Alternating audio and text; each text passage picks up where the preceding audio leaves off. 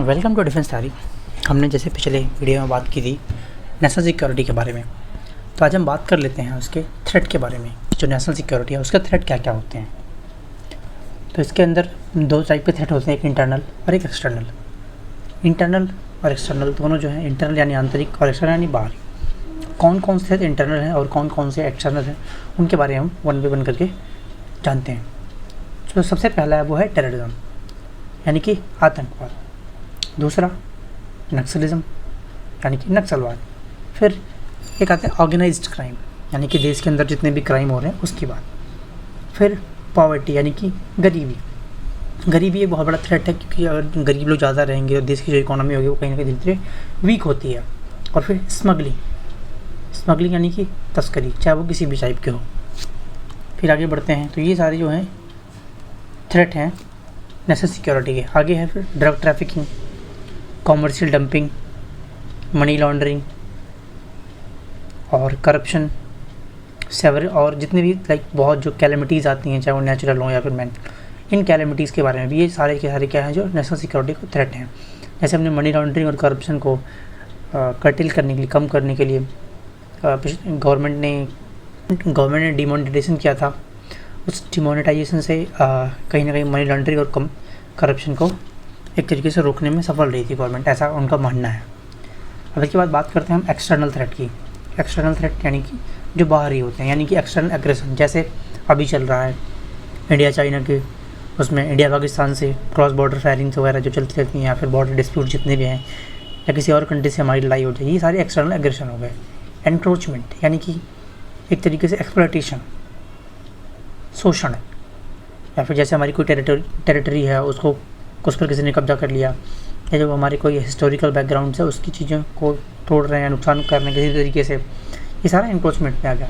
उसके बाद फिर स्मगलिंग किसकी, फायर आर्म्स की, हथियारों की।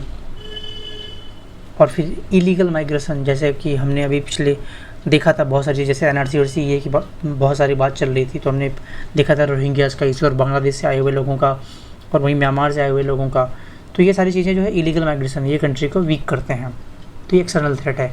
फिर क्रॉस बॉर्डर टेररिज्म, जैसे हम अक्सर देखते रहते हैं पाकिस्तान से हमेशा टेररिज्म की चीज़ें जो टेररिस्ट आते रहते हैं तो उनको वहीं से रिटेलिएट किया जाता है, और कहीं ना कहीं कई बार भी सक्सेसफुल हो जाते हैं। तो हम जैसे पार्लियामेंट 26/11, मुंबई ट्रेन ब्लास्ट जैसे हमले देखते रहते हैं।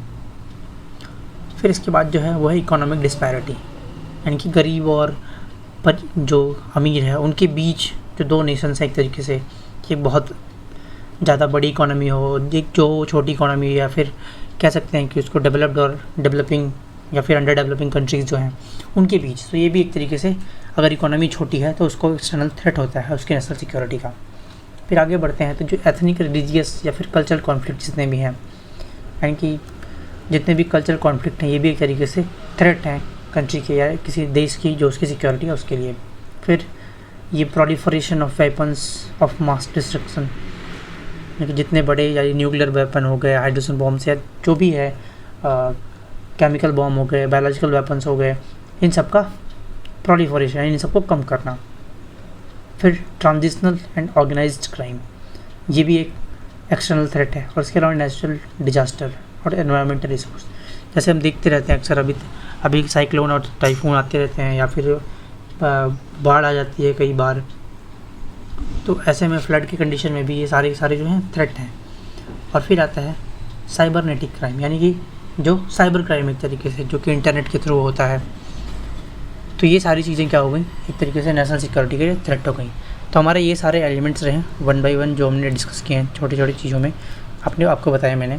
अगर आपको इनके बारे में और डिटेल होगी तो आगे वीडियोज़ में हम ले आएंगे, नीचे आप कमेंट बॉक्स में पूछ सकते हैं और भी क्वेश्चंस। तब तक के लिए आप बने रहिए हमारे साथ और चैनल को सब्सक्राइब करिए, शेयर करिए। थैंक यू एंड जय हिंद।